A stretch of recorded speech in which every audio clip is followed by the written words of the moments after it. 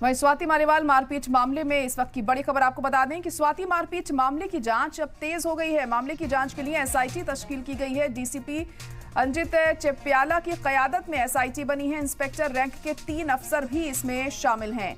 तो एसआईटी बनाई गई है, एसआईटी का गठन किया गया है। इंस्पेक्टर रैंक के 3 अफसर इसमें शामिल हैं। अब किस तरीके से मामले की जांच आगे बढ़ती है ये देखना अहम होगा, क्योंकि लगातार सवाल उठाए जा रहे हैं। इस मामले को लेकर सियासत भी गरमाई हुई है और अब एसआईटी यहाँ पर तश्कील की गई है इस मामले की जांच पड़ताल के लिए। और क्या कुछ उसमें निकलकर सामने आता है, एसआईटी किस तरह से जांच करेगी इस मामले में, पूछताछ जाहिर तौर पर की जाएगी। साथ ही साथ वो तमाम सबूतों को भी खंगाला जाएगा जिसके जरिए ये पता चल सके कि आखिर सच्चाई क्या है, हुआ क्या कि कुछ था 13 मई को सीएम हाउस में। ये तमाम ऐसे सवाल हैं जिसको लेकर अभी भी कोई भी नतीजा निकलकर सामने नहीं आया है और ये नहीं पता चल सका है कि आखिर सच्चाई क्या है इसके पीछे, क्योंकि स्वाति मालीवाल की तरफ से यही कहा जा रहा है कि उनके साथ मारपीट हुई।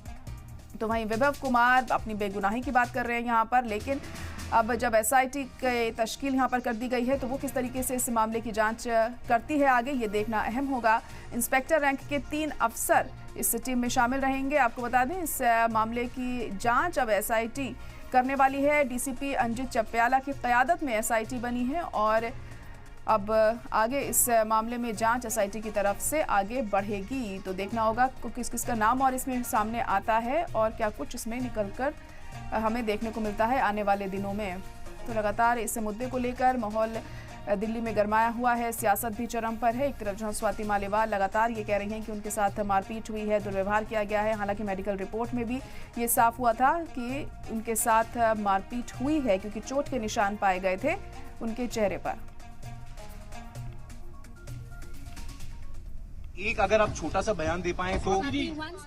Swati ji just one statement ma'am. हम सब इस बात को जान रहे हैं कि स्वाति मालीवाल मुख्यमंत्री आवास में थी, उनके साथ मारपीट हुई, अभद्रता हुई। इस बात को खुद संजय सिंह ने स्वीकार किया। लेकिन जिस तरह से एक अपराधी सबूत मिटाने की कोशिश करता है, वो चेष्टा मुख्यमंत्री आवास के अंदर की गई है। ये प्रदर्शन नहीं है जी, ये नौटंकी है। आम आदमी पार्टी का जो चरित्र है वो नौटंकी का चरित्र है।